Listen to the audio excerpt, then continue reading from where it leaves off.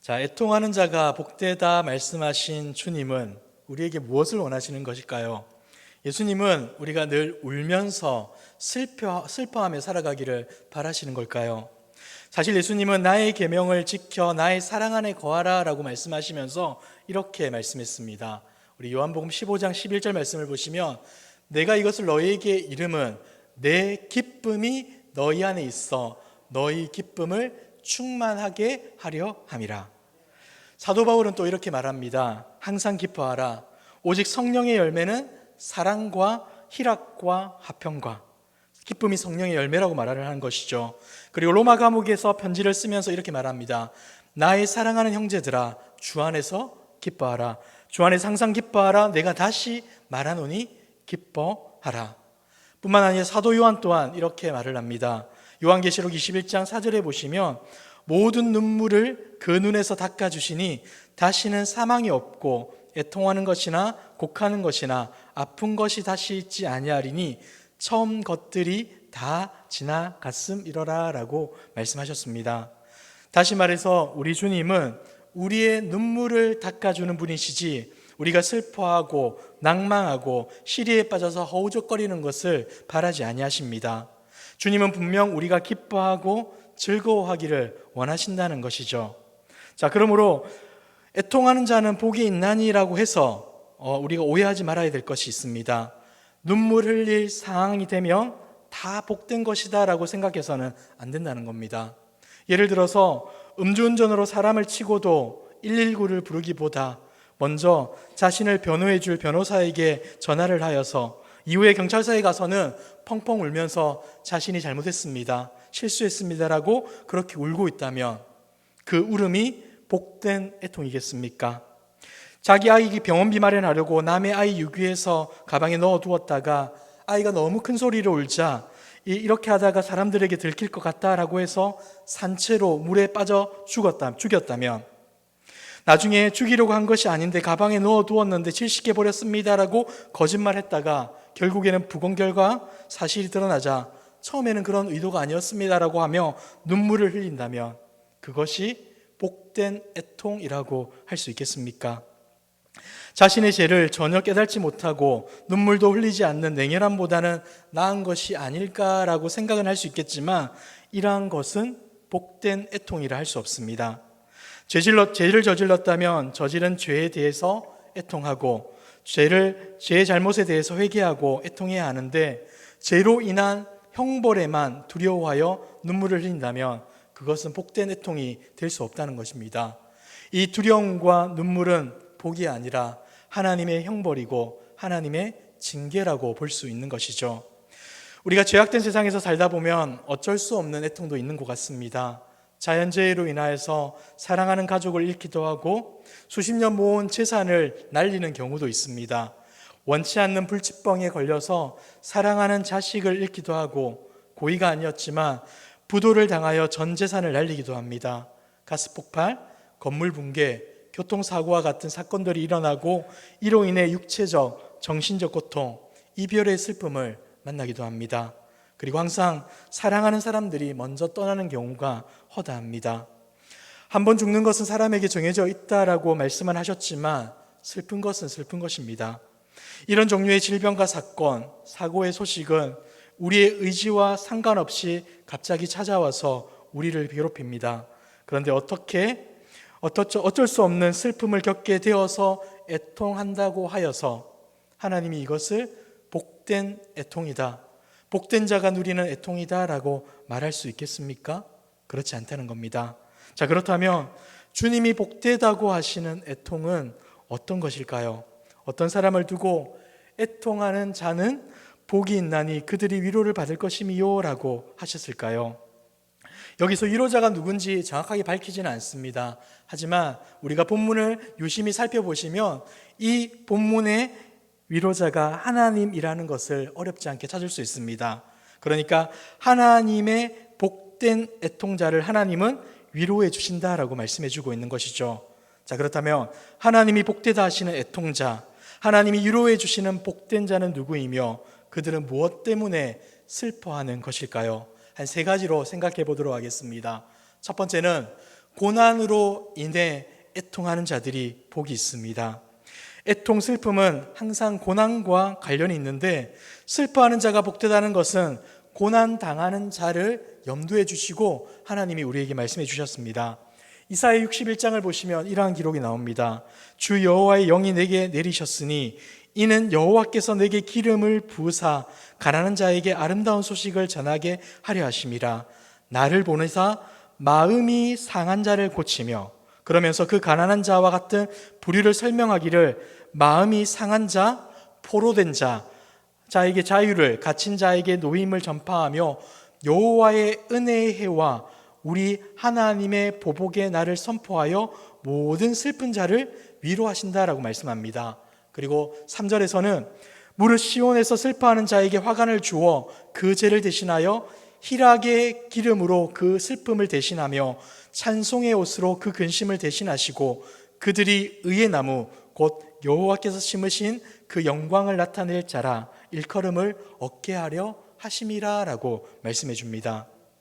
주님만 의지하는 삶을 살다가 불의한 자들로부터 마음이 상하게 되고 포로되게 되고 옥에 갇히게 되고 억울한 이걸 당하여 고난 받음으로 눈물을 흘리며 슬퍼하는 자들, 끝까지 경건하여 하나님만을 바라보는 자들을 하나님께서 친히 위로해 줄 것이다.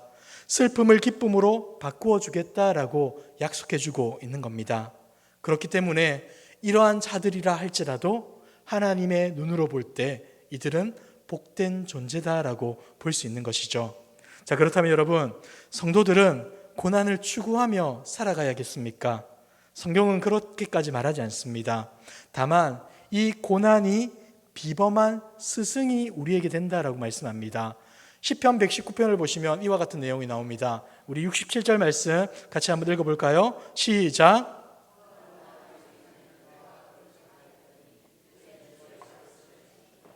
자, 우리 71절도 같이 한번 읽겠습니다. 시작.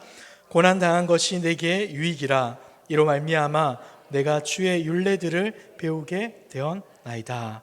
아멘. 여러분, 끔찍한 고난의 시간을 통과하다 보면 우리의 삶이 완전히 달라질 때가 있지 않습니까? 진짜 중요한 것이 무엇인지를 깨달을 때가 있습니다. 전쟁이나 재난을 당해 황급히 피난을 가야 할 때 아무리 많은 소유보다 목숨이 더 소중하다는 것을 새삼 깨닫습니다. 육체의 고통으로 신음해 본 사람, 억울한 일을 당하여서 가슴 아리를 해본 사람, 자녀 문제로 큰 시련을 겪어 눈물 흘려본 사람, 사랑하는 이를 갑자기 잃고 깊은 슬픔에 빠져본 사람, 결혼 생활에 큰 아픔을 겪어본 사람들은 삶에 깊이 이해하고 따뜻하게 다른 이들을 위로할 수 있는 자로 변화되게 됩니다. 애통하게 되는 자라는 말은 어떤 의미라는 것입니까? 고난을 견디고 있는 자라고 말씀해 줍니다. 슬픔 중에 주님을 깊이 만나 하나님의 위로를 체험하고 있는 자라고 알려주는 것이죠. 그렇기 때문에 그들은 지금 복된 존재라고 할 수 있는 겁니다. 우리는 끔찍한 고난을 통과한 후에 또 다른 것을 알게 됩니다. 그것은 다른 사람이 알 수 없는 깊은 감사의 고백이 우리의 중심에서 나타나게 된다는 겁니다. 물론 그렇다고 해서 감사를 배우려고 일부러 고난을 자초할 필요는 없습니다만 끔찍한 고난과 슬픔 중에 하나님의 은혜를 경험하고 드리는 감사는 일상의 감사와는 분명 그 차원이 다릅니다. 고난 중에서 하나님의 위로를 경험한 자들은 하나님의 은혜와 사랑의 풍성함을 알게 되어서 그것이 또한 또 다른 감사의 이유로 우리에게 나타나게 되죠. 그리고 내가 고난받아 슬퍼하는 중에 하나님의 위로를 받은 사람이기 때문에 확실히 한 가지 변화가 나타납니다. 우리가 하나님의 위로를 받고 있기 때문에 위로가 필요한 사람들이 우리의 눈에 들어오게 되고 그들의 아픔과 고난과 슬픔에 함께 울 수 있게 된다는 것이죠. 이러한 사람들이 진정 복된 사람이다라고 하나님은 말씀해 주십니다. 자신의 고통 때문에는 슬퍼하면서 다른 사람들의 고통에는 무감각한 사람들은 복된 자들이 아닌 겁니다. 내가 부당한 대우를 받는 것은 견딜 수 있지만 다른 사람들이 부당한 대우를 받고 억울하게 고통당하는 것을 볼 때 안타까워하고 슬퍼하는 자가 진정 하나님의 위로를 받은 애통하는 자라고 볼 수 있는 것이죠. 여러분, 바울은 이렇게 말했습니다. 즐거워하는 자들과 함께 즐거워하고 우는 자들과 함께 울라. 아멘. 복 있는 자들은 형제가 고난받을 때, 형제가 불의한 상황에 놓였을 때 그냥 있지 않습니다. 그들을 긍휼히 여기며 그들을 불쌍히 여기며 그들의 아픔에 공감합니다. 그들의 손을 잡아주고 그들이 아픈 가운데서 일어날 수 있도록 애쓰고 노력한다는 것이죠. 사랑하는 성도 여러분, 고난으로 인해 주님의 위로를 받는 복된 자, 고난을 스승 삼아 더 많은 이들을 품고 더 깊은 감사를 드리는 애통하는 자, 다른 이의 고통에 기꺼이 함께 눈물 흘리는 복된 자들이 되는 저와 여러분들의 모습 되길 주님의 이름으로 축복합니다. 자, 두 번째는 죄로 인해 애통하는 자들이 복이 있다라고 말씀해 줍니다. 이사야 66장 2절에 보시면 이렇게 말씀합니다. 나 여호와가 말하노라, 내 손이 이 모든 것을 지었으므로 그들이 생겼느니라. 무릇 마음이 가난하고 심령에 통회하며 내 말을 듣고 떠는 자, 그 사람은 내가 돌보려니와. 여기서 보시면 마음이 가난한 자와 함께 쌍둥이처럼 나오는 말씀이 있는데 바로 심령에 통회하는 사람이라고 기록하고 있습니다. 단지 가난하고 힘들어서 눈물 흘리고 슬퍼하는 자가 아니라 하나님의 말씀을 듣고 떠는 자, 하나님 앞에 서서 애통하는 자, 하나님께서 살피시고 또 위로해 주시는 것입니다. 하나님께서 살피시고 위로해 주신다라고 말씀해 주고 있는 겁니다. 연약한 우리들이 실수할 수 있고 범죄할 수도 있지만 하나님 앞에 자신의 한계와 무능과 죄인됨을 자각하고 마음으로 슬퍼하며 통회하는 자, 하나님의 말씀 앞에 두려워 떠는 자들이 하나님의 돌보심을 받는 애통하는 복된 자다라고 말씀해주고 있는 것이죠. 여러분, 먼저 자기 죄 때문에 슬퍼하는 자가 복이 있다는 겁니다. 죄로 인한 고통 때문이 아니라 죄 자체에 안타까워하며 자신의 사악함에 절규하는 자, 자신의 죄인됨을 자각하여 그 증상으로 말미암아 슬퍼하고 애통하는 자가 복이 있다라고 말씀해 줍니다. 심령이 가난하여 하나님의 말씀 앞에 순전히 서게 되면 어떤 것을 알게 됩니까? 인격적으로, 도덕적으로, 신앙적으로 너무나 부족하고 못난 자신의 모습, 주님의 기대에 턱없이 부족한 자신의 죄인됨을 깊이 통감하게 됩니다. 이때 우는 것 말고는 할 수 있는 게 없게 되는 것이죠. 자신이 죄인이라는 사실을 알게 될 때 나타나는 증상이 바로 애통이라는 것입니다. 여러분, 병 중에서 가장 무서운 병이 무엇입니까? 여러 가지 병이 있겠죠. 그러나 그 중에서는 통증이 없는 병이 가장 무서울 수가 있습니다. 통증이 너무 심각한 분들은 통증만 없다면 아프지 않고 차라리 죽는 게 낫겠다 싶은 생각도 들기도 하지만 아무 통증을 느끼지 못하며 살아간다는 것은 얼마나 무서운지 모릅니다. 아픈 것은 통증을 느끼는 신경이 살아있기 때문이죠. 신경이 다 죽어 무감각해지면 어떻게 됩니까? 신발에 발이 꽉 끼어도 피가 통하지 않고 살이 짓눌러 뭉개져도 아무 통증이 없습니다. 걷다가 삐끗했으면 통증을 느끼고 아픈 발에 압박을 덜 주어야 하는데 그 감각이 없으니 아무 느낌이 없이 걷고 뛰어다가 나중에는 신경이 다 끊어지고 어떨 경우에는 불구가 되기도 하죠. 그래서 한센병, 우리가 나병이라 부르는 환자들을 돌보는 의사는 이렇게 말을 합니다. 통증을 느낄 수 있다는 것이 얼마나 감사한 일인지 여러분들은 아셔야 합니다 라고 말이죠. 여러분, 영적으로도 마찬가지 아니겠습니까?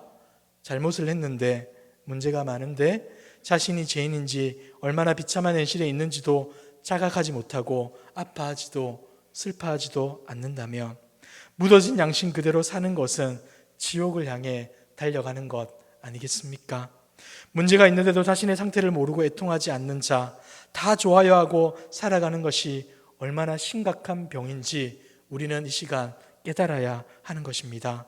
그러나 하나님 앞에서 자신의 죄됨을 알고 자신의 비참함을 자각하여 애통할 수 있다면 그러한 자는 복된 자라고 우리는 부를 수 있는 것이고 오늘 우리 주님은 그러한 자들을 향하여서 너희가 복되다라고 말씀해주고 있습니다. 그렇습니다. 심령이 가난하여 그 가난함에서 터져 나오는 울부짖음, 하나님의 긍휼과 자비가 아니면 살 수 없어 주님을 갈망하는 울음, 죄에 대한 자각 증상으로서 애통함이 진정한 하나님의 백성된 징표라고 할 수 있는 겁니다. 이렇게 애통하는 자에게 하나님의 은혜가 임하는 것이고 하나님은 그들에게 찾아가 위로해 주십니다. 그래서 애통하는 자가 복되다라고 우리 주님이 말씀해 주고 있는 것이죠. 두 인물을 한번 예를 들어서 이 애통에 대해서 한번 소개했으면 좋겠습니다. 여러분, 이스라엘 왕 중에 가장 유명한 왕이 누구죠?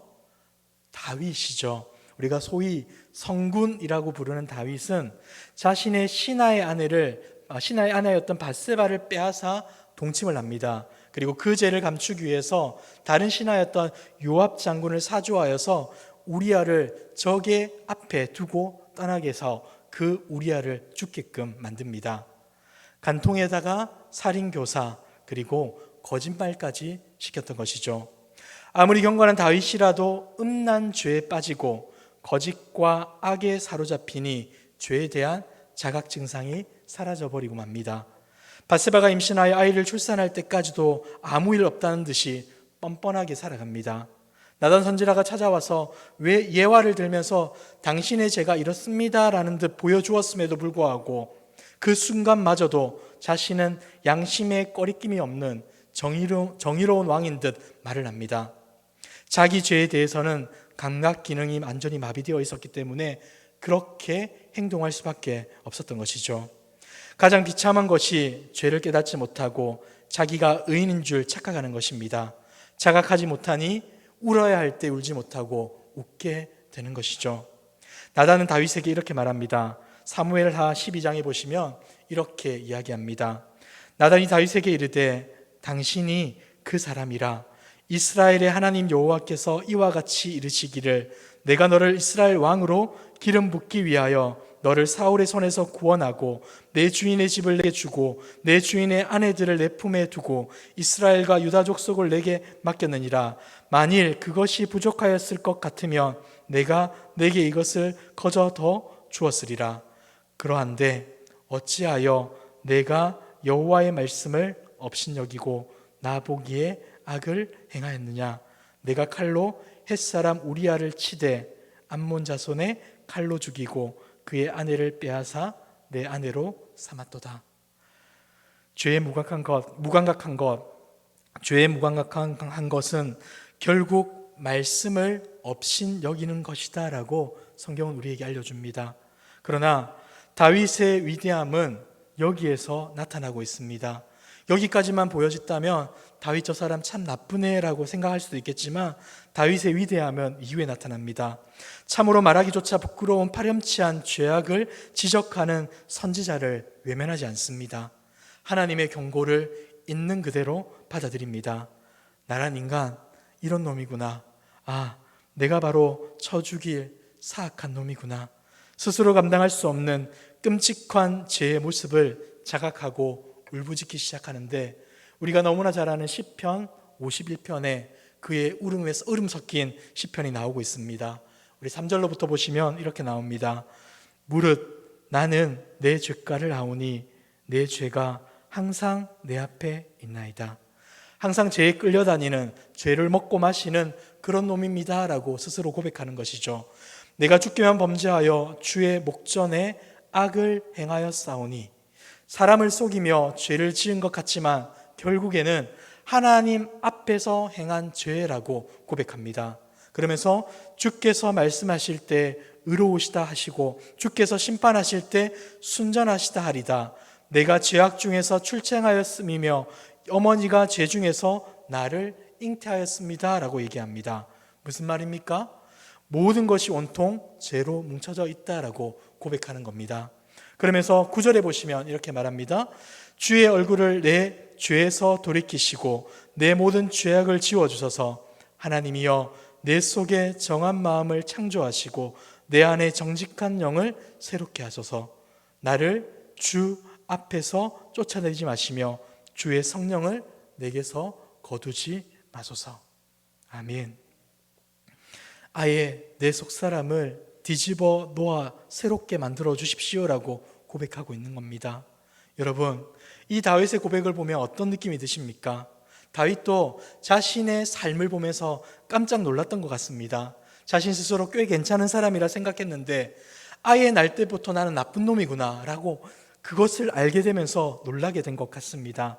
골리앗을 넘어뜨리고 억울하게 자기를 내치는 사울 왕을 몇 번이나 용서해주고 하나님의 법대로 살려고 열심히 노력하고 몸부림쳤던 것이 다윗이지 않습니까?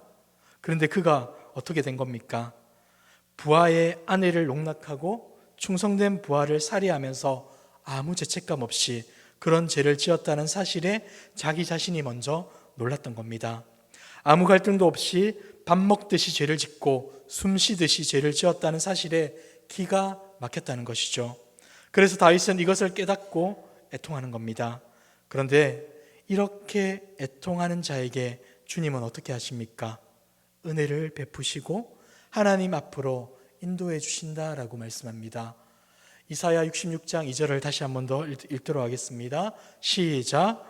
무릇 마음이 가난하고 심령이 통회하며 나의 말을 인하여 떠는 자 그 사람을 내가 권고하려니와. 아멘. 하나님은 제사 잘 드리는 사람이 아니라 죄를 깨닫고 애통하며 슬퍼하며 그 심령을 실패하는 자를 하나님께서 받아주겠다라고 우리에게 말씀해 주고 있는 것입니다. 사랑하는 성도 여러분, 우리 모두는 이런 죄를 지을 수 있는 자들이지 않습니까? 들키지 않았을 뿐이지 그런 죄를 짓고 아닌 척 숨겨둔 죄가 얼마나 많이 있습니까? 여러분, 회개하셔야 합니다. 주님 앞에 솔직하게 나아가셔야 합니다. 자기 죄에 애통하여야 주님이 위로해 주시고 은혜를 주십니다. 이 사실을 기억합시다. 그리하여 우리의 부끄러움 죄가 감추어야 될 것이 아니라 하나님 앞에 진실하게 내어야 될 그 문제임을 기억하며 하나님 앞에 그것을 놓고 애통함으로 말미암아 하나님의 위로를 얻고 하나님의 회복을 얻는 저와 여러분들의 모습이 되시길 주님의 이름으로 축복합니다. 자, 두 번째는 우리 바울의 모습을 한번 보도록 하겠습니다. 바울은 우리가 행위가 아니라 하나님의 은혜로 믿음으로 말미암아 구원받게 되었다라는 것을 깨닫고 감격했던 인물입니다. 그 엄청난 은혜를 받은 내 속에 여전히 죄가 있습니다라고 이 바울은 고백하는데 로마서 7장 18절 이하를 보시면 이렇게 말을 합니다. 내 속 곧 내 육신에 선한 것이 거하지 아니하는 줄을 아노니 원함은 내게 있으나 선을 행하는 것은 없노라. 내가 원하는 바 선은 행하지 아니하고 도리어 원하지 아니하는 바 악을 행하는도다. 22절을 보시면 내 속사람으로는 하나님의 법을 즐거워하되 내 지체 속에서 한 다른 법이 내 마음의 법과 싸워 내 지체 속에 있는 죄의 법으로 나를 사로잡는 것을 보는도다. 오라, 나는 곤고한 사람이로다. 이 사망의 몸에서 누가 나를 건져내랴.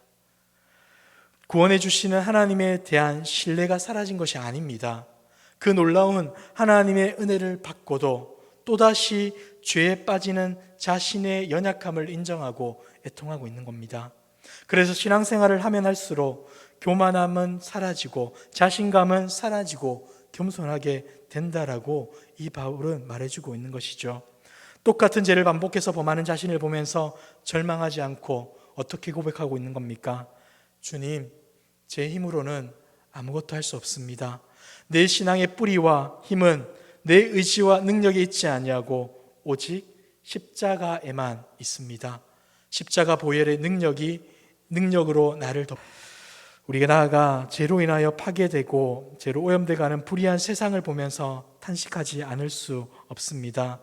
여러분, 지금도 태어나지 못하고 낙태로 죽어가는 사람들이 수없이 많고 부부와 가족의 다툼이 마침내 가정과 사회의 폭력으로 이어지고 있다고 합니다. 돈 때문에 어린이들을 유괴하며 살해하고 청년들은 마약을 먹고 몸을 팔게 합니다. 실직자들이 필사적으로 일자리를 찾으려고 해도 나라 경제가 힘들어서 그것이 여의치도 못합니다. 그리고 인간의 존엄성을 대하는 인간 한 사람 한 사람의 모습들은 더욱더 악한 모습을 그렇게 닮아가는 것 같습니다. 오염물질을 배출하는 공장이 이 땅을 황폐하게 만들고 하나님의 창조 질서도 오염되고 있습니다. 자연도 파괴되고 있죠. 인간성이 파괴되고 가정이 무너지고 경건이 사라지고 있는 것이 지금의 현실입니다.